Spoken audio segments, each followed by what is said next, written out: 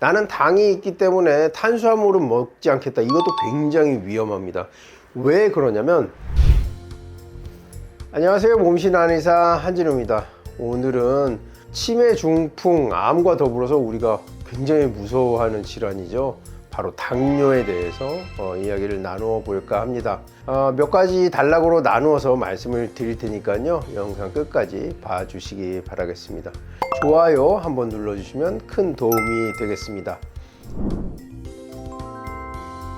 당뇨는 예전부터 이제 귀족의 병으로 알려져 있죠. 그리스 로마인들, 그다음에 우리나라에서도 왕족들, 특히 유명한 세종대왕이 당뇨로 굉장히 많은 고생을 하셨다, 이런 기록이 조선 왕조 실록에 나와 있습니다. 노년에는 말년에 거의 눈이 보이지 않을 만큼 시력을 잃었다고 하죠. 이만큼 당뇨에서 가장 무서운 것은 당뇨 자체보다도 당뇨로 인한 합병증, 즉 시력을 잃는다든지 콩팥 기능을 잃어서 신부전에 이르는 이 두 가지, 시력 손실, 신부전, 아주 무서운 합병증이죠. 당뇨의 그 증상에 대해서 먼저 알아보도록 하겠습니다.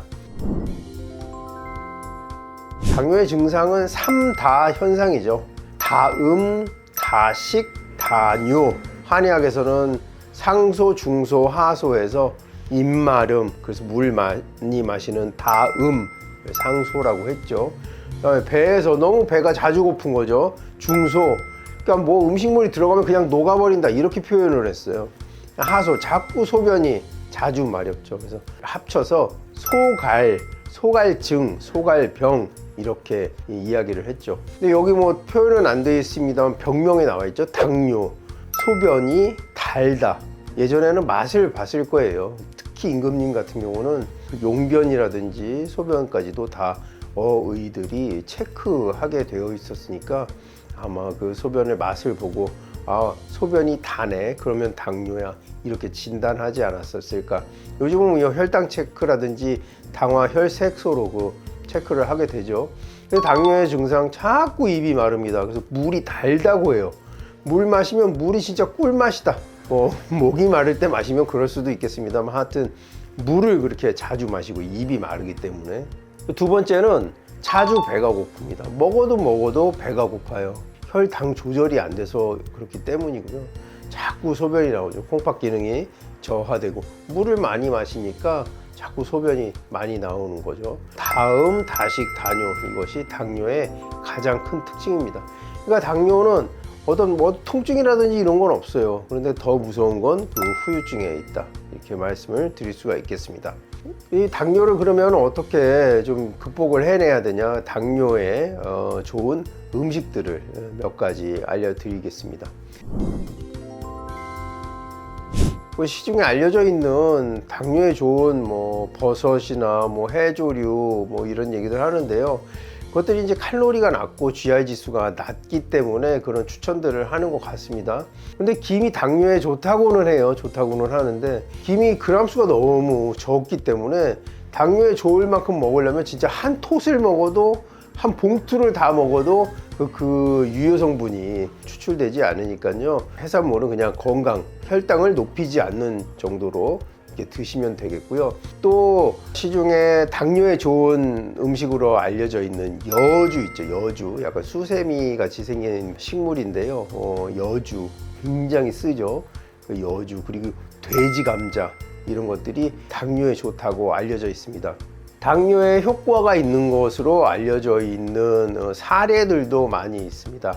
하지만 이것들이 너무 과량 섭취했을 때 간에 무리를 준다, 이런 보고도 있으니까요. 좀 신중하실 필요가 있고요. 제가 추천드릴 당뇨에 좋은 음식은 바로 찬밥입니다. 식은 밥. 이게 뭐냐? 밥을 지을 때 일단 식물성 기름, 올리브유라든지 이런 식물성 기름을, 코코넛유도 좋고요. 식물성 기름을 한 숟가락 정도, 우리 밥 숟가락 한 숟가락 정도 넣고 밥을 지은 다음에 이 뜨거운 밥을 공기에 노출시켜서 밥을 식힙니다. 이게 조금 식었을 때 냉장실에 넣어서 찬 밥을 만드는 거죠. 이렇게 만든 찬 밥이 저항성 전분, 우리 몸에 들어왔을 때 쉽게 쉽게 분해되지 않는 전분으로 변한다고 합니다. 저항성 전분을 만드는 방법은요, 밥을 바로 하면 밥이 온도가 높잖아요. 이 상태에서는 절대 이 저항성 전분이 생길 수가 없습니다.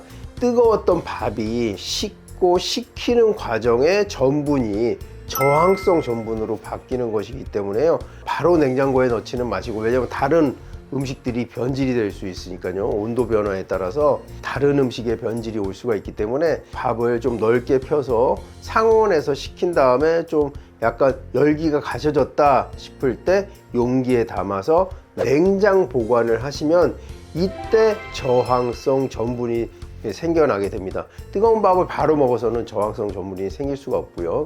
밥할 때 식물성 기름 큰 숟갈로 한 숟갈, 밥이 다 된 다음에는 상온에 식힌 다음에 용기에 담아서 냉장고에서 식히면 이때 저항성 전분이 만들어지고, 이 저항성 전분이 된 밥과 여러 가지 채소와 고기류와 균형 잡힌 식사를 하시면 당뇨에 매우 도움이 되겠습니다. 이 찬밥이 너무 싫다 하시는 분들은 이렇게 냉장고에 냉장했던 밥을 전자레인지에 조금 돌려서 따뜻하게 드셔도 이 저항성 전분 성질은 계속 유지된다고 하니까요. 찬밥이 싫으신 분들은 이렇게 냉장 보관했던 밥을 전자레인지에 약간 데워서 너무 차지 않도록 드시는 것도 방법이 되겠습니다. 나는 찬밥이 괜찮다 하시는 분들은 그냥 찬밥을 드셔도 되고요. 당뇨 환자들, 그리고 뭐 당뇨 경계에 있는 분들의 어떤 생활 관리에 대해서 말씀을 드리면요, 일단 식습관은요, 모든 영양을 좀 골고루 드시는 게 좋습니다. 나는 당이 있기 때문에 탄수화물은 먹지 않겠다, 이것도 굉장히 위험합니다. 왜 그러냐면, 당뇨나 당뇨 경계에 있는 분들은요, 혈당 조절이 잘 되지 않기 때문에 탄수화물을 너무 안 먹게 되면은 저혈당성 쇼크가 올 수가 있습니다.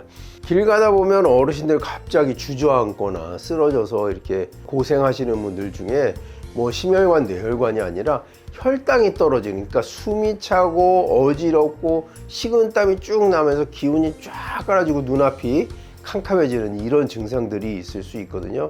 그래서 영양을 좀 골고루 섭취하고, 아까 저항성 단분처럼 GI 수치가 낮은 탄수화물도 꼭 식단에 넣어 주셔야 합니다.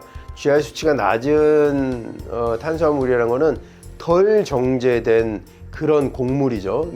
귀리라든지 현미라든지 약간 거친 음식들을 말하는데요. 이런 것들이 좀 우리 몸에서 천천히 분해되면서 혈당을 갑자기 올리지 않는 이런 역할을 하니까 GI 수치가 낮은 탄수화물과 단백질, 고기류죠, 육류, 그다음에 섬유소가 골고루 균형 잡힌 식사를 하셔야 합니다.